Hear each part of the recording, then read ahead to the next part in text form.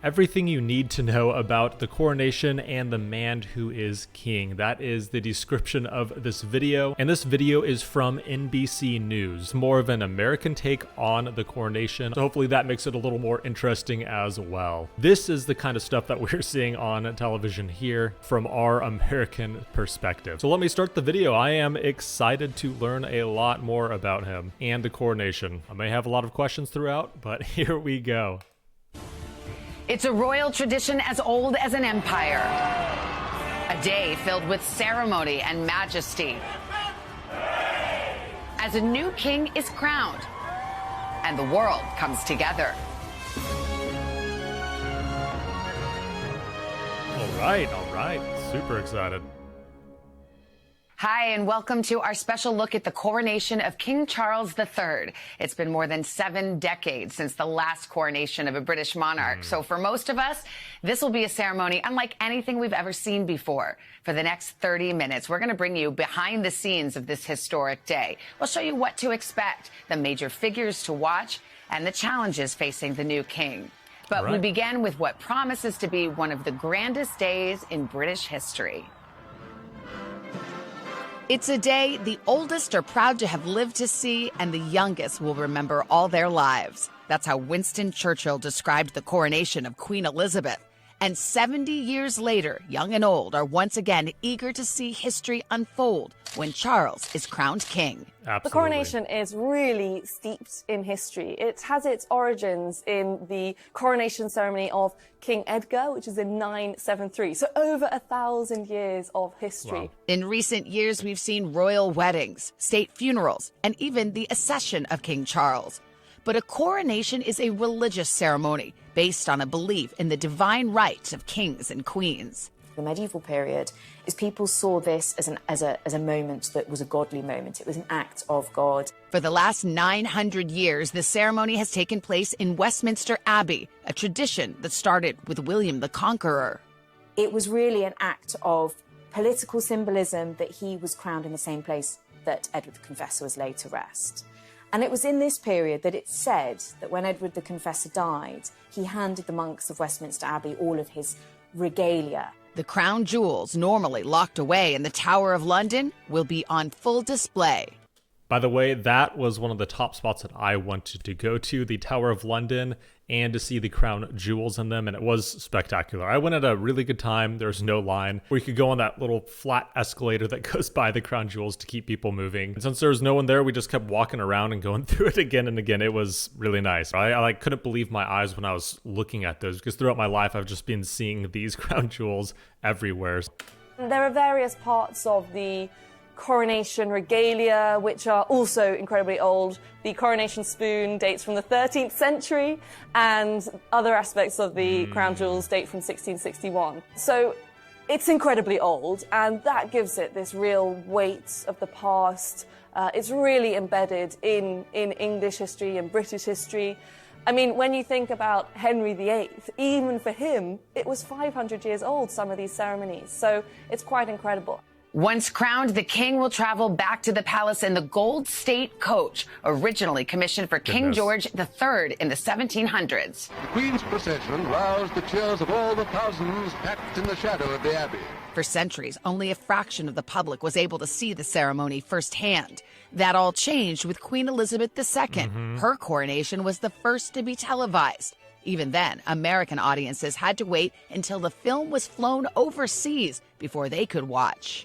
Where we're going to be awaiting the first of our bridge of planes, which will bring film to the United States. Now, for the first time in history, a global audience will be able to see the crowning of the British monarch live. That's not the only modern touch. The 2,000 invitations are printed on recycled paper. There is a palace-approved emoji to mark the occasion, and we'll hear a new coronation anthem composed by Andrew Lloyd Webber. I've written the moment as it stands. It's the moment after both of them have been crowned. I think one of the things that the king was very, very keen to try and make is the occasion joyful. So I've chosen Psalm 98, which has the line in it several times, make a joyful noise. And so the anthem is called Make a Joyful Noise. Andrew Lloyd Webber. Now that is a name I am excited to hear. I love Phantom of the Opera, for example. In fact, just last week I was listening to the Phantom of the Opera and all those songs have been stuck in my head ever since. So I'm excited to see what he comes up with and listen to it. Probably listen to it a lot. But with a new age comes new questions about the future of the monarchy and its place in modern society. Charles has a very different challenge facing him. He's got to sort of prove that the monarchy is legitimate. He is legitimate. We have to feel a connection with the royal family, and the way that you can clearly see that connection is being portrayed and put forward is that they aren't dissimilar to us, they are similar to us. Even as the monarchy faces new scrutiny, the coronation will give King Charles a chance to win over skeptics. I think the coronation can bring the country together. I think it's a continuation of the pageantry of the Queen's funeral, which was something that absolutely brought the country together. Oh, yeah. Definitely. I think so. Charles is, of course, no stranger to pomp and pageantry. Take a look. This is Queen Elizabeth crowning her son in 1969 when he was formally presented to the people of Wales as their prince, known as the investiture ceremony. I, Charles, Prince of Wales, do become your liege man of life and limb. 500 million people around the world tuned in to see this moment. It was just one of the steps on Charles's long journey to becoming king. Here's NBC's Kelly Kobiella. I'll be honest, I did not know that they went through that whole process for him to become Prince of Wales. I never knew about that. I just assumed that was just his title. I had no idea about that background. Another thing that I need to watch and learn about.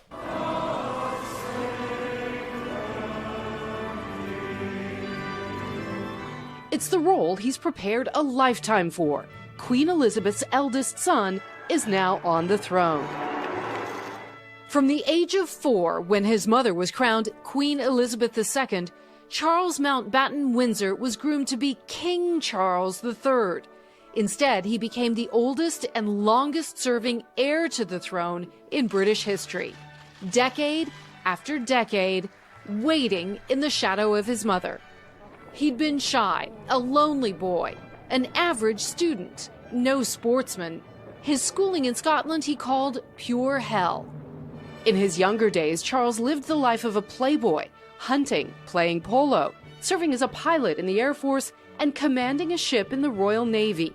By 30, Charles was considered one of the world's most eligible bachelors, but under intense pressure to marry. Early 30s, handsome, rich, and the heir to the British throne, London was full of rumors this week that he may now be about to take a bride. He started dating a shy kindergarten teacher, Lady Diana Spencer, who captivated the world.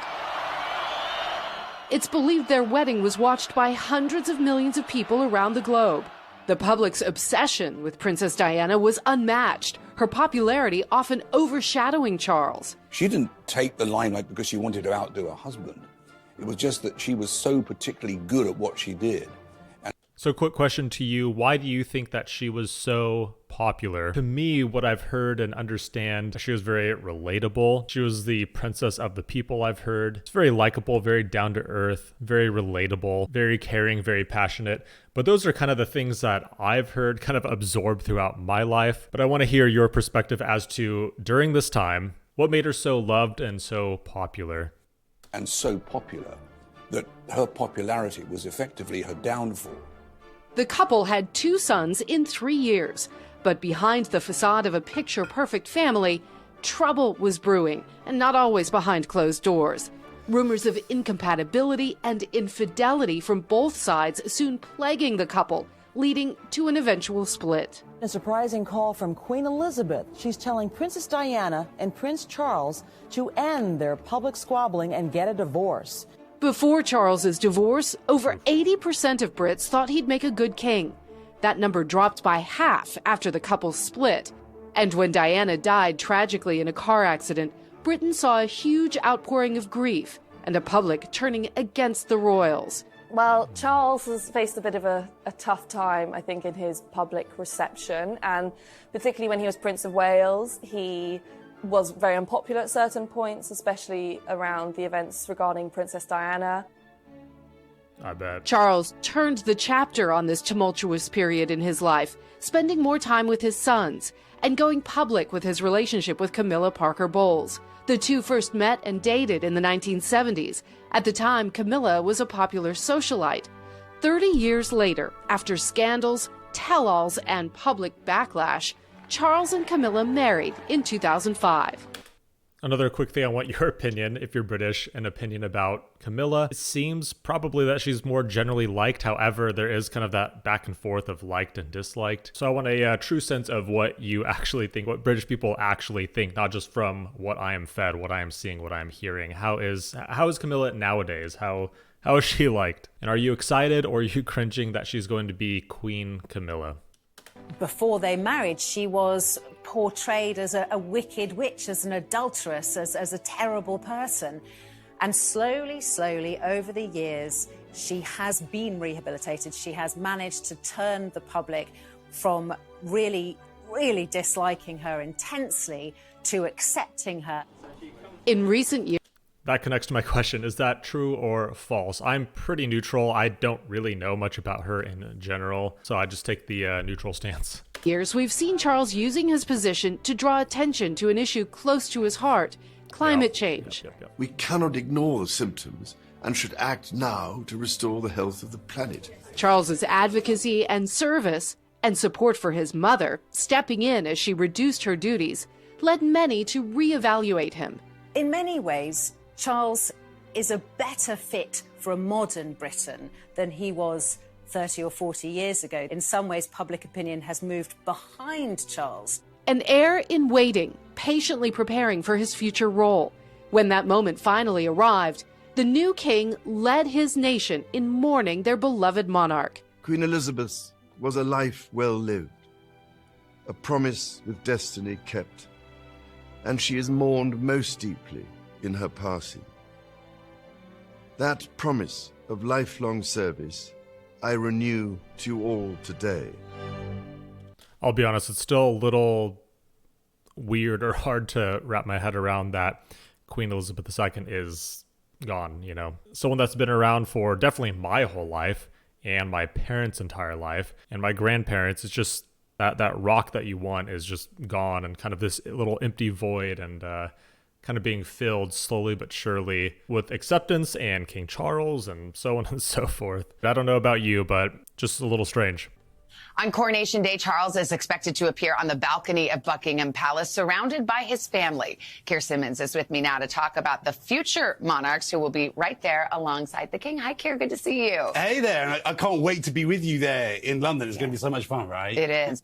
Savannah, on Coronation Day, we are likely to see King Charles with two future kings. Charles' son, Prince William, is expected to ascend to the throne after his father. And 9-year-old Prince George is also likely to one day be king. Next in line of succession is Princess Charlotte, followed by Prince Louis, William's youngest. Like Charles, his grandchildren have been in the public eye since they were born. Prince William and Kate Middleton were delighted to welcome their first bundle of joy, heir to the throne, George Alexander Louis, in 2013. He's got a good pair of lungs on him, that's for sure. He's a big boy, he's quite heavy. A little over a year later, Prince George was already embarking on his first royal tour, a visit to New Zealand and Australia. Adorable. Cameras followed his every move. Playtime with fellow toddlers. And a trip to Australia's Tarrengar Zoo, where he took delight in some things, not in others. And just a few years later, he was off on his first day of school. Super adorable. That's what I could say. Look at his little uniform. The next addition to the family, a baby girl, arrived in 2015. At Princess Charlotte's christening later that year, Big Brother George was right by her side. The brother and sister have stayed side by side through a number of royal journeys. I think the fact that William and Kate have involved the children in some engagements and in these tours really says a lot about how they operate as a family. They want to stay together. William and Kate are very strong as a unit. They want to spend the time with the children. The family became a party of 5 with the birth of another little prince in 2018.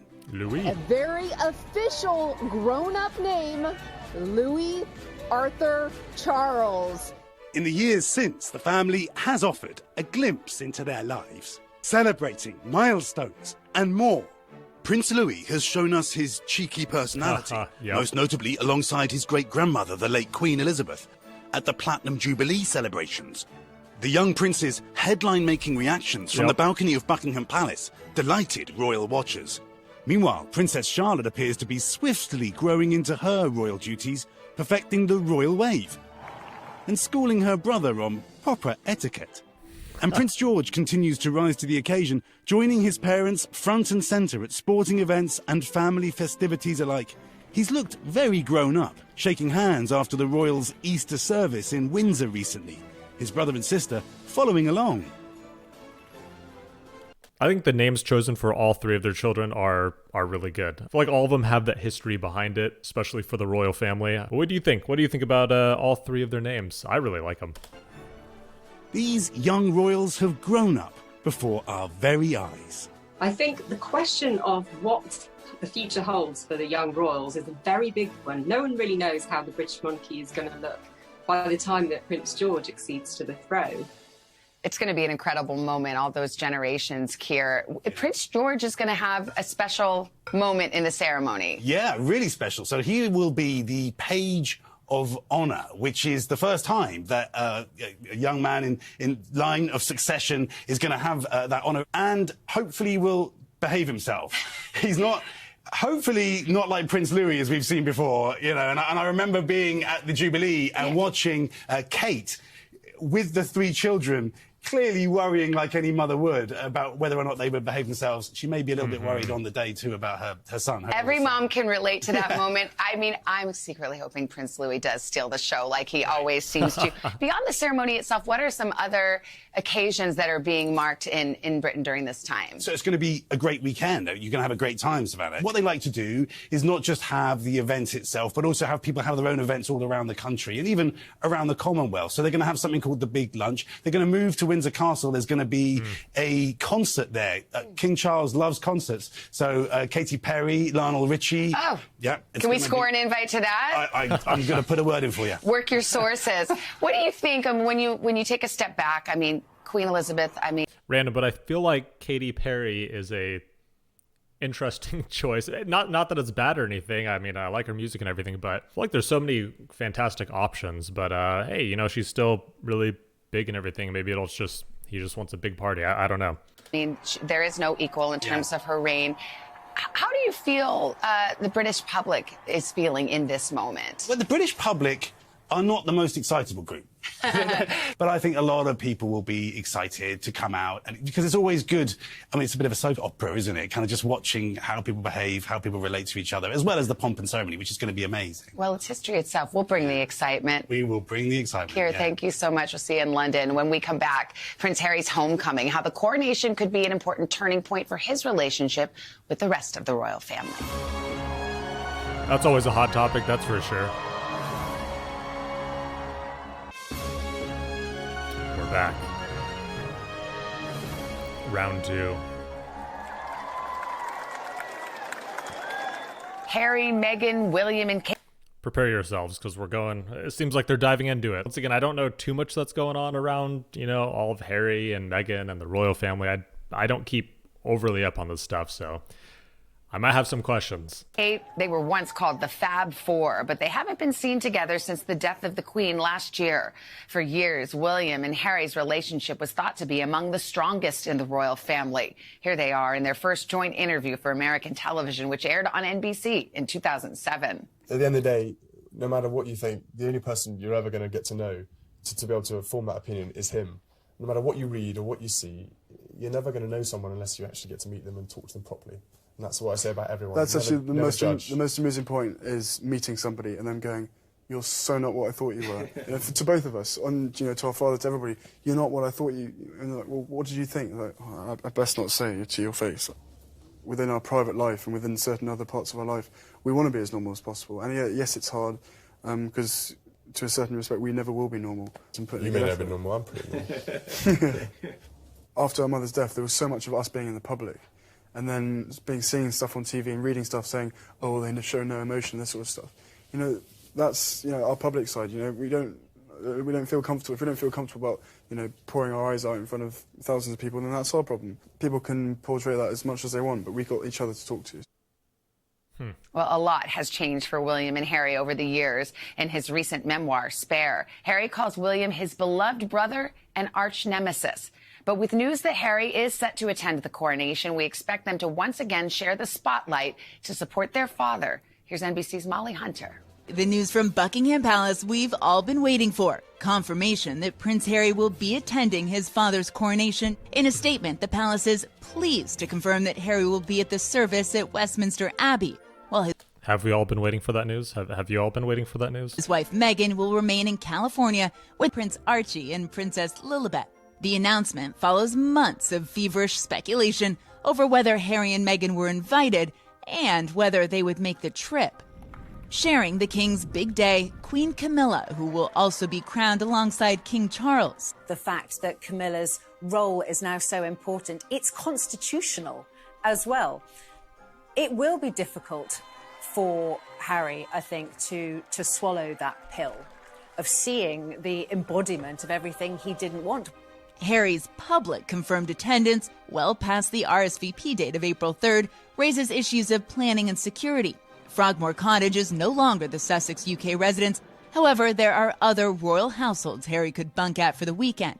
In a new biography of King Charles by royal commentator Robert Jobson, now being serialized in the Daily Mail, he cites interviews with insiders and couriers who say financially the post-Meghan and Harry slimmed-down working royal family was a necessity. Writing, Charles dropped a bombshell saying he couldn't afford to pay for Meghan in the future, as well as for Camilla and for William and Catherine and their young family. This infuriated Harry. But in his last major round of interviews around his book, Spare, Harry suggested there was still optimism. And for this country that still adores those brothers, it will be a welcome sight to see them together, at least for a day. Hoda and I asked NBC royal commentator Daisy McAndrew what she makes of Harry's decision to attend the coronation without Meghan. I think the palace believes that is probably the best and most elegant solution. But of course, for the couple, they were kind of damned if they did and damned if they didn't, particularly for Meghan, who, as Molly was saying, has decided to stay back. The date gives her a bit of cover. Of course, we know it's Archie's 4th birthday, so she can say that is why she's staying, and that's certainly what her people have been intimating. So another question, is this kind of a best case scenario with just Harry coming? It's more of the safe bet. I would like to hear from you about this. And of course, there were concerns that if Meghan did make it over, that perhaps her presence would overshadow the day, that perhaps she might get booing or negative publicity. Personally, I hope that wouldn't have been the case, and I think it's sad she's not coming, but people are delighted that Harry is coming. And Daisy, what do you expect? Because there's a lot of events surrounding the coronation. Do you think this is just the bare minimum appearance for Harry, or might we see him in other places, in other events during that weekend? No, my fear is this is a sort of blink and you miss it visit. That's certainly the rumours coming out of Camp Sussex, that it's going to be a very brief event, that perhaps he might even just fly in, go to the actual coronation, not even come back to Buckingham Palace in the procession after the coronation. We know he was never going to be on the balcony behind me, because that is reserved on the day of the coronation just for working royals. But we don't believe he's going to stick around for the concert, for the big lunch, for any of the other events. And of course, again, he can say, I want to race home to Montecito to be with my little boy. It's his 4th birthday. So that means you don't anticipate any conversations between him and his brother or him and his father that might crop up? I mean, I think everybody's got everything crossed that there will be, that this perhaps is the beginning of the thawing of relations. But as far as we know, there haven't been any conversations up till now. We know that Harry had said that his red line for coming to the coronation was to get an apology. There's no sign that that's happened. We don't believe the brothers have talked for a very long time now. Back times 2. Here we go. The final chapter of this video. Welcome back. Royal watchers on both sides of the Atlantic are looking forward to the coronation of King Charles III. That's true. As an American, I know a lot of Americans that are looking forward to this, that will be watching, though I think it's really early in the morning for us, but we will be watching or see it the next day.